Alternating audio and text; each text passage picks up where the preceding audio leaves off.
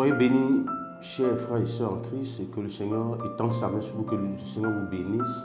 Et c'est pour nous un réel plaisir de nous retrouver avec vous en ce dimanche matin pour partager avec vous la pensée du Seigneur. Nous sommes à notre série, certainement la dernière, portant sur le thème suivant: Dieu exauce-t-il notre prière ou notre foi? Bien-aimés, en réalité, Dieu, c'est la prière de la foi que Dieu exauce. Et donc, la relation, comme je l'ai dit tantôt, avec le Seigneur, la relation que nous avons avec Dieu est une relation de foi. Parce que nul ne le voit, nul n'est capable de le toucher. Mais on le touche par la foi et on le voit par la foi. Parce que les paroles du Seigneur sont vérité. Et c'est pourquoi Hébreux 11, à partir du verset 6, dit: or, sans la foi, nul ne peut lui être agréable. Bien aimé, sans la foi, aucun enfant de Dieu ne peut être agréable à Dieu. Comme je l'ai dit, donc la foi, partant donc de ce verset, nous pouvons tirer la conclusion que la foi est une marque de respect, est un signe de considération, une adoration que nous apportons à l'Éternel. Parce que nul n'est comme notre Dieu, nul n'est comparable à lui. Et il dit en Jean 3, à partir du verset 18, il va même au-delà en Jean. Il dit: quiconque croit, celui qui croit en lui n'est point jugé, mais celui qui ne croit pas est jugé parce qu'il n'a pas cru au Fils unique de Dieu.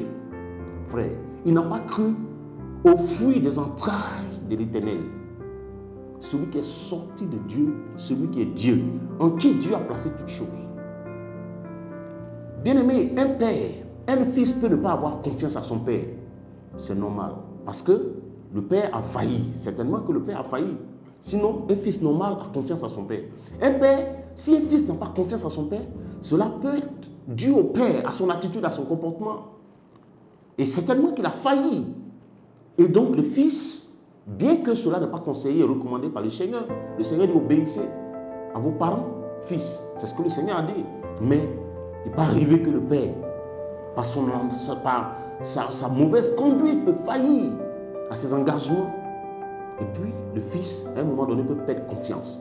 Mais en ce qui concerne notre Seigneur, Christ n'a jamais failli, bien-aimé. Christ n'a jamais failli. Et donc, ne pas croire en lui, c'est s'attirer même, c'est s'attirer un jugement. C'est la Bible qui le dit en Jean 3, à partir du verset 18. C'est le Seigneur qui le dit, c'est la Bible qui le dit. On s'attire un jugement. Dieu ne peut pas griller quelqu'un qui n'a pas confiance en lui. Donc, la prière ne doit pas être un rituel. La prière, ça ne doit pas être un rituel, mais ça doit être une vie. C'est-à-dire, lorsque nous approchons du Seigneur, nous devons croire. La Bible dit que celui qui s'approche de lui doit croire que Dieu exauce et qu'il a les moyens d'accomplir ses promesses. C'est cela. Et c'est pourquoi que Christ est Dieu, bien-aimé. Le Seigneur est Dieu. La Bible dit qu'en lui habite corporellement toute la plénitude de la divinité. C'est-à-dire, toute la divinité repose sur lui. On ne peut que faire confiance à un tel homme. On ne peut que faire confiance à un tel homme. La Bible dit qu'il est l'image du Dieu invisible. Christ est l'image du Dieu qu'on ne voit pas, du Dieu invisible que nul n'a jamais vu. Christ est l'image réelle du Père. Il est l'image réelle de Dieu. Et il a les moyens d'accomplir, de tenir toujours ses promesses. Il n'y a aucune raison que nous doutions de notre Seigneur. Parce que c'est une perte de temps. Si nous ne croyons pas en lui, bien-aimés, nous ne pouvons rien espérer de lui. Ce n'est pas possible. Il faut que nous fassions confiance à Dieu. Il faut que nous ayons confiance en lui. Il faut que nous ayons du respect pour notre Créateur, pour notre Rédempteur. Sans cela, quelqu'un disait, la foi, c'est la monnaie de change entre le ciel et la terre. Je suis parfaitement d'accord avec cela. Parce que tout est dans les cieux, tout est en l'état invisible d'abord. Mais ce n'est pas la foi qu'on amène cela à l'existence. Ce n'est pas la foi qu'on amène cela à la matérialisation. Bien-aimés, ceux que Dieu exauce, ce sont ceux qui manifestent de la foi. Ceux qui ont confiance, entièrement confiance à l'Éternel. C'est pourquoi il est important de toi de croire en Dieu, de mettre ta confiance en lui. Parce qu'il n'existe aucun autre devant sa face qui soit comme lui. Il n'existe aucun autre devant lui qui soit comparable à lui. Ça n'existe pas, nulle part ailleurs. Le nom de Christ est le nom qui donne la vie. Le nom de Christ est le seul nom qui guérit. Le nom de Christ est le seul nom qui procure la paix. Ayons confiance à notre Seigneur, ayons confiance à notre Dieu. Parce que Dieu n'a jamais failli à ses engagements. Dieu veut des enfants, ce qu'on appelle des héros de la foi, des hommes qui croient pleinement en lui, entièrement en lui, qui croient parfaitement sa parole. Bien aimé, la relation que nous avons avec lui est une relation de foi. Est une relation de foi. Nous allons prendre Galates 3, à partir du verset 27. Galates 3, verset 27 dit ceci. Vous tous qui avez été baptisés en Christ, vous avez revêtu Christ. Je reprends la lecture. Vous tous qui avez été baptisés en Christ, vous avez revêtu Christ. Waouh! Bien-aimé, voici moi des paroles qui m'ont boosté, des paroles que je me suis appropriées, des paroles que j'ai acceptées tout simplement. La Bible dit que nous tous qui sommes passés par les eaux du baptême. Je vais t'expliquer ce que ça veut dire. C'est-à-dire, lorsque on le voit souvent dans les films, des familles riches, des familles aisées, quand la princesse va se laver, elle a des servantes pour tout. Quand elle sort du bassin, il y a des servantes qui lui apportent son manteau et on l'habille. On court sa nudité, on la cache d'avec. C'est-à-dire, les gens attrapent le manteau et elle y met ses mains. Vous comprenez? Et il y a une autre qui enlace la ceinture qui est autour du manteau. Vous comprenez? Ça veut dire quoi? Que c'est exactement ce qui s'est passé. Lorsque nous sommes venus à Christ, nous avons accepté Christ, nous sommes venus avec nos coutumes, nous sommes venus avec nos alliances, nous sommes venus avec nos malédictions. C'est clair. Mais la Bible dit que lorsque nous passons par les eaux du baptême, nous mourrons avec Christ. Et lorsque nous ressortons, il y a un vêtement nouveau qui nous attend. Et ce vêtement, ce n'est pas un vêtement fait de main d'homme, mais c'est-à-dire, nous revêtons Christ entièrement. C'est-à-dire, on nous donne un nouveau manteau qui n'est rien d'autre que le Seigneur lui-même. C'est-à-dire, nous sommes revêtus de Christ. Bien aimé, le revêtement, c'est ce par quoi on nous identifie. Lorsque vous prenez les corps habillés, on les identifie par les tenues. C'est-à-dire que lorsque tu es sorti des eaux de baptême, sache que si tu es passé par les eaux de baptême, certainement que tu ne savais pas, mais lorsque tu sortais des eaux de baptême, il y a un nouveau vêtement qui t'a été donné. Et ce vêtement, c'est le Seigneur Jésus-Christ lui-même. Afin que tu deviennes victorieux, afin que tes alliances soient brisées, afin que les malédictions soient ôtées, afin que tes échecs soient annulés et que tes échecs soient transformés en victoire. Bien-aimé, le Seigneur a tout dit.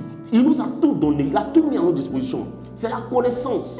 Quelqu'un dit, vous savez, je disais souvent que la connaissance produit la vitesse. Si tu connais, tant que tu connais, tu vas vite. Et c'est clair. C'est-à-dire que c'est pourquoi il dit mon peuple périt à faute de connaissance. Parce qu'ils n'ont pas la connaissance. Sinon, ils ne meurent pas parce que le diable est puissant. Ils ne meurent pas parce que le diable est fort. Non, ce n'est pas de cela qu'il s'agit. Mais mon peuple périt tout simplement parce qu'ils n'ont pas la connaissance. Ils ne connaissent pas leur identité. Ils ne savent même pas qui ils sont. Ils ne savent même pas qui ils adorent. La Bible dit, dès que tu sors des eaux du baptême, tu as un nouveau manteau dont tu es revêtu. C'est le Seigneur Jésus-Christ lui-même. Tu ne peux pas être revêtu de Christ et être dans l'échec. Tu ne peux pas être revêtu de Christ et être dans la défaite. Tu ne peux pas être revêtu de Christ et être dans la maladie. C'est-à-dire que ce n'est pas possible. La Bible dit que nous avons revêtu Christ. Maintenant, qu'est-ce qui se passe? Ceux qui voient l'application et l'effectivité de ces choses, c'est ceux qui acceptent cette parole, qui disent désormais, mes malédictions ont été ôtées parce que je porte Christ. Je suis revêtu du Seigneur lui-même. Je suis revêtu de sa sainteté. Je suis revêtu de sa gloire. Je suis revêtu de sa puissance. Je suis revêtu de sa beauté. Je suis revêtu de sa splendeur. C'est-à-dire, et c'est là que se situent les deux catégories de chrétiens. Il existe deux catégories de chrétiens. Il y a une première catégorie, comme nous, par la grâce de Dieu. Lorsque nous sommes arrivés à Christ, on nous a dit que vos péchés ont été ôtés. On a accepté cette parole, on se l'est appropriée et on s'est dit, la malédiction est terminée. On n'a pas eu besoin de passer par une quelconque délivrance pendant toute notre vie. Non. On a bondi, c'est-à-dire on a couru tout droit dans la carrière que Christ a préparée pour nous. C'est-à-dire, on a dit la vie à nous, la vie toi et moi.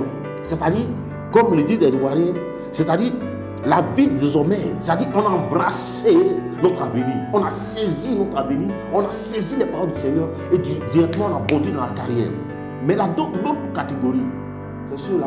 C'est-à-dire la première catégorie, c'est ceux qui croient en l'œuvre rédemptrice de la croix et qui ne regardent plus en arrière. Il dit, si tu mets la main à la charrue et que tu regardes en arrière, tu n'es plus digne. Tu n'es pas digne du royaume des cieux.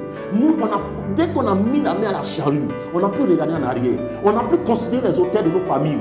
Que vaut un autel, la sorcellerie devant le nom du Seigneur? Que représente un autel? L'autel de ta famille, l'autel, je ne sais pas, l'autel de ta famille, que cela représente devant Christ, devant l'œuvre de la croix. La croix est une puissance. La Bible dit pour le salut de quiconque croit. Si tu crois en la croix, tu obtiens ton salut. Si tu acceptes la croix et tu crois en l'œuvre rédemptrice de la croix, il n'y a rien à faire. Personne ne peut t'arrêter. Personne ne peut te stopper. Tu es revêtu de Christ et désormais toutes les portes sont ouvertes. C'est la première catégorie. La deuxième catégorie, c'est ceux-là qui pensent que malgré qu'ils soient passés par les eaux du baptême, il leur faut forcément une délivrance chaque année. Moi j'ai entendu un homme de Dieu, un ami dit qu'en réalité un serviteur de Dieu qui disait j'étais sous le choc. Qu'en réalité chaque année un enfant de Dieu doit passer par la délivrance. C'est quel esclavage? Je dis mais c'est quel esclavage? C'est pourquoi vous voulez réduire forcément les enfants de Dieu en esclavage? Moi je ne comprends pas. Écoute-moi bien. La vie avec Christ est une vie de foi. Si tu crois en Dieu, tu le respectes. Et Dieu dit, je honore ceux qui m'honorent. C'est ce que le Seigneur dit. Je honore ceux qui m'honorent. Avoir foi en Dieu, c'est avoir confiance en lui. C'est le respecter tout simplement. C'est l'honorer. Et donc si tu honores Dieu, Dieu va t'honorer. Si tu acceptes de mettre, si tu acceptes, tu crois en cela et que tu ne regardes pas en arrière. Mais je ne sais pas qu'est-ce que les chrétiens recherchent toujours. Dans les alliances de famille, de quoi que ce soit, chaque année, ils sont dans les camps de délivrance. C'est une bonne chose. Mais une seule fois, ça suffit. Fais confiance à Christ. Sache que tu es revêtu de Christ. Celui qui est revêtu de Christ, de ses membres, ne peut pas être dans la défaite. Maintenant, il y a une attitude. Si donc tu es revêtu de Christ, tu ne peux pas prendre, c'est pour ça que la Bible dit, notre corps est le temps du Saint-Esprit. Tu ne peux pas prendre les membres de Christ pour aller vautrer dans le péché. Tu ne peux pas prendre les membres de Christ pour aller dans la compromission. Tu ne peux pas compromettre les membres de Christ. Si tu veux être victorieux, frère, je dis, rien ne te retient, rien ne te lie. La seule chose qui te lie, c'est ta propre pensée. C'est ta propre pensée qui te lie. Ton obstacle. Je te dis aujourd'hui, l'obstacle de ta vie, c'est toi-même. Ce sont tes pensées qui sont ta sorcellerie. C'est ta pensée. Ce que tu crois, c'est ce qui te détermine, c'est ce qui te définit. Qu'est-ce que tu crois? Qu'est-ce que tu crois? Qu'est-ce que tu vois dans ta situation? Qu'est-ce que tu crois? Christ n'est pas resté dans le tombeau. Jésus-Christ de Nazareth, le Dieu invincible, le Dieu tout-puissant, dont le nom fait trembler le puissant des ténèbres. Mais c'est avec ce Dieu-là que tu plaisantes. C'est avec ce Dieu-là que tu joues. Il dit, vous avez été racheté un grand prix, ne vous mettez pas à nouveau sur un joug nouveau. Ne vous mettez pas à nouveau sur un nouveau joug. Pourquoi vous voulez vous mettre forcément sur un joug? Non, dans ma famille, c'est ceci. Non, dans ma famille, c'est ceci. Mais la Bible dit que désormais, tu fais partie de la famille de Christ. Le sang de l'agneau a coulé pour toi. Quel est ton problème? La première chose qui te bloque, c'est ta pensée. C'est ce que tu considères de toi. L'image que tu as de toi, c'est ça qui te détermine, c'est ça qui te définit. La deuxième chose, c'est la paresse et la peur. La paresse à ne rien faire. Parce que le monde que tu vois a été construit par des hommes. Il y a des hommes qui ont réfléchi. Il y a des hommes qui ont travaillé, qui ont conçu tout ce que vous voyez. Les micros dans lesquels nous parlons, c'est des hommes qui ont réfléchi, qui ont travaillé. Ils ont cru, ils ont eu une pensée et ils l'ont matérialisé. Au lieu de dormir, chaque jour, pleurer, pleurnicher. Non, je suis maudit. Non, dans ma famille, c'est ceci. On ne voyage pas, on ne travaille pas. C'est quoi cette histoire? Lève-toi et va travailler. Travaille de tes 10 mains, de tes 10 doigts. Travaille de tes 10 doigts. Oublie la malédiction, va piocher. Et Dieu va te bénir. Il dit, toute activité, tout travail mène à l'abondance. C'est ce qu'il dit. Toute activité mène à l'abondance. Pour les enfants de Dieu, c'est ce qu'il dit. Ça veut dire qu'en réalité, il n'y a aucune malédiction en ce qui nous concerne. Parce que nous sommes revêtus de Christ. Ah, celui qui a été baptisé en Jésus a revêtu Christ. Moi, j'ai revêtu Christ. Le reste, ça ne m'intéresse pas. Parce que désormais, j'ai une nouvelle identité. J'ai une nouvelle identité. C'est comme le corps habillé qui est là. C'est-à-dire, les délinquants du quartier le craignent lorsqu'il vient dans sa tenue. Et pendant qu'il court, lui aussi il court, il fuit. Les gens, dès qu'il le voit, il commence à fuir, lui aussi il fuit. Mais c'est ridicule, ça n'a pas de sens. Les démons te craignent parce que tu es revêtu de Christ. Est-ce que tu sais de quoi est-ce que tu es revêtu? De qui est-ce que tu es revêtu? Bien-aimé, si tu savais de qui est-ce que tu étais revêtu, tu n'allais plus considérer les minables autels de ta famille, tu n'allais même pas en tenir compte. Et tu allais donner toute la gloire à Christ. Et tu allais avancer et tu allais évoluer. Tu allais évoluer, bien-aimé. Tu passes toute l'année à rechercher les hommes de Dieu. On dit qu'un tel a une onction terrible.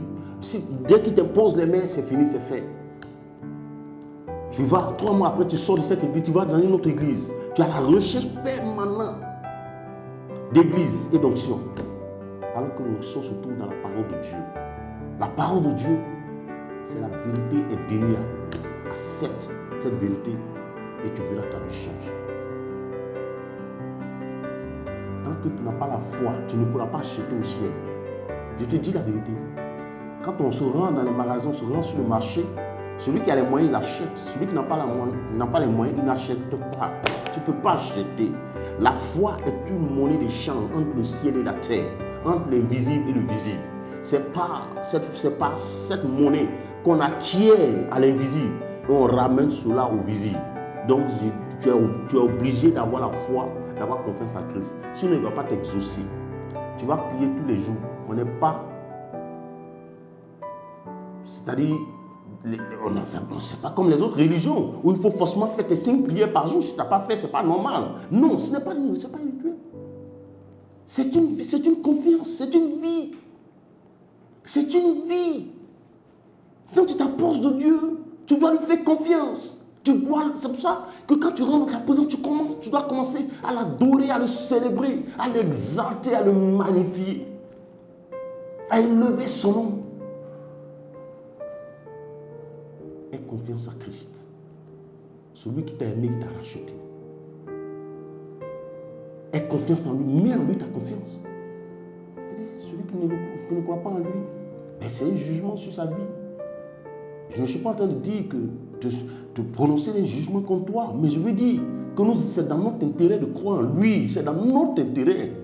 On n'en a pas un deuxième. On n'en a qu'un. Le seul et l'unique Dieu dans les cieux, sur la terre et sous la terre, s'appelle Jésus. Je te conseillerais donc de revoir ta position et ta relation avec Christ.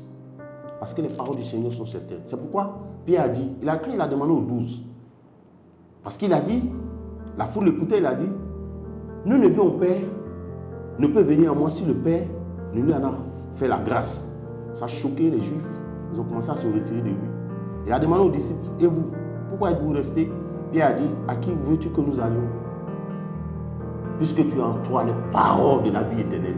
Les paroles du Seigneur transcendent toutes les générations. La parole du Seigneur transcende toutes les époques, toutes les générations. Ça brise n'importe quel fétiche, n'importe quelle malédiction. Ça détruit l'échec jusqu'à sa racine. Ça détruit tout. La malédiction jusqu'à sa racine. Elle descend dans la profondeur de la malédiction. La Bible dit qu'il est descendu dans le séjour des morts. Il a arraché les clés du séjour des morts dans les mains du diable. Nous avons un Seigneur qui est puissant, un Dieu qui est puissant, qui nous aime, qui nous veut heureux, qui nous veut victorieux. Et pendant ce temps, nous ne croyons pas en lui. Est-ce qu'il va faire, est-ce qu'il ne va pas faire? La prière que Dieu exauce, c'est la prière de la foi. C'est notre foi que Dieu exauce. C'est-à-dire Dieu répond à notre foi. Dieu répond à la considération que nous manifestons pour lui. La considération que nous avons pour lui. Lorsque nous sommes en communion avec lui. Lorsque nous marchons avec lui. La confiance que nous avons en lui, que nous nous portons. C'est ce qui amène Dieu à se pencher sur notre situation. À se pencher sur notre cas. Alors, je t'exauce. je t'exhorte à croire en Christ, à mettre en lui toute ta confiance, à le respecter, à l'exalter et à l'adorer de tout ton cœur. Des hommes comme les Daniel ont donné le ton. Voici des hommes de la même nature que nous, mais qui ont mis toute leur confiance au Seigneur. Celui qui respecte Dieu, Dieu l'honore. C'est pourquoi même quand tu seras en train de descendre dans la force au lion, continue de confesser Christ. Continue de le proclamer, continue de l'élever et certainement il répondra pour toi. Je ne serai pas très loin en ce jour. Je voudrais m'arrêter là et te dire, bien-aimé, que c'est dans ton intérêt de faire confiance à Dieu. Parce que ne pas lui faire confiance, c'est lui faire insulte. C'est le comparer à d'autres dieux. C'est dire que notre Seigneur est incapable. C'est pourquoi je voudrais donc t'exhorter à faire confiance à Dieu. Arrête de pleurer, arrête de pleurnicher, arrête de pleurer, de te lamenter et commence à exalter ton Dieu. Et commence à croire en lui. Et surtout, reconnais l'identité que tu as. Il faut que tu connaisses ton identité. La Bible dit que nous sommes revêtus de lui. Nous sommes donc revêtus de sa gloire. On ne peut pas être revêtu de lui sans être revêtu de sa gloire. On ne peut pas être revêtu de lui sans être revêtu de sa puissance. On ne peut pas être revêtu de lui sans être revêtu de sa splendeur. Ce n'est pas possible. Il n'y a en lui point de mort, point d'échec, point de malédiction. Si donc nous sommes revêtus de lui, désormais, toutes les portes nous sont ouvertes. Au nom de Jésus, toutes les portes nous sont ouvertes. Et donc, mettons notre confiance en Christ. Seigneur, je voudrais en ce jour te dire merci pour ces paroles. Je voudrais te bénir, oh Dieu notre Père, car tu es le seul et le véritable Dieu. Dieu dans les cieux, Dieu sur la terre et Dieu sur la terre. Seigneur, tout ce que nous voyons, tout ce que l'on peut voir de ces dieux, tout ce qui existe et ce qui n'existe pas, ont été faits par toi, créés par toi et toi seul. Apprends-nous, Dieu, à te faire confiance. Apprends-nous, Seigneur, à mettre en toi notre confiance et toute notre espérance, Seigneur Dieu. Car tu es l'unique, tu es le premier et tu es le dernier, le commencement et la fin de toutes choses. Seigneur Dieu, toi qui n'as point de commencement et qui n'as point de fin, mais en toi se trouve le commencement et la fin de toutes choses. Sois béni en ce jour pour la foi que tu suscites en nous, en nos cœurs. Au travers de ce message, Seigneur, que toute la gloire te revienne. Dans le nom de Jésus, j'ai prié. Amen.